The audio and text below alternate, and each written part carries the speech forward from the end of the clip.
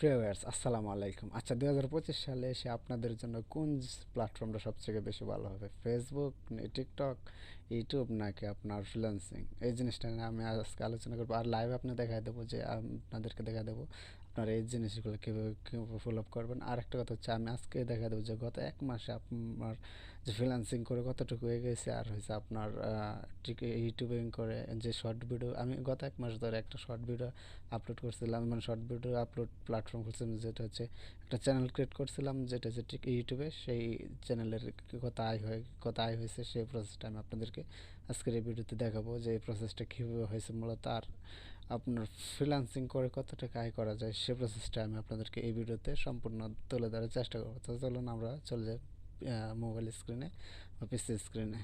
Alright, আমরা শুরুতে দেখব যে ইউটিউব শর্ট থেকে আমার গত এক মাসে কত টাকা আয় হয়েছে সেই প্রসেসটা। আচ্ছা, এখান থেকে দেখুন আপনার গত এক মাসের একটা শর্টস চ্যানেল থেকে এখান থেকে আয় হয় $60, যেটা হচ্ছে শুধুমাত্র আমি একদম প্রতিদিন দুইটা ভিডিও আপলোড করি, প্রতিদিন নিয়মিত মেনটেন করে, সেক্ষেত্রে আমার এখান থেকে আয় হয় $60। আর এখন দেখাবো আপনাদেরকে যে আমার ফাইবারে যে ইনকামটা হয়েছে গত এক মাসে।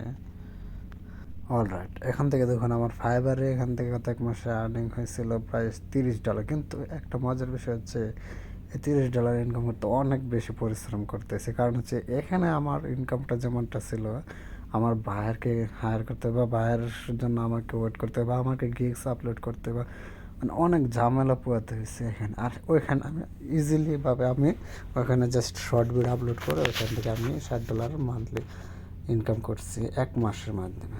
সো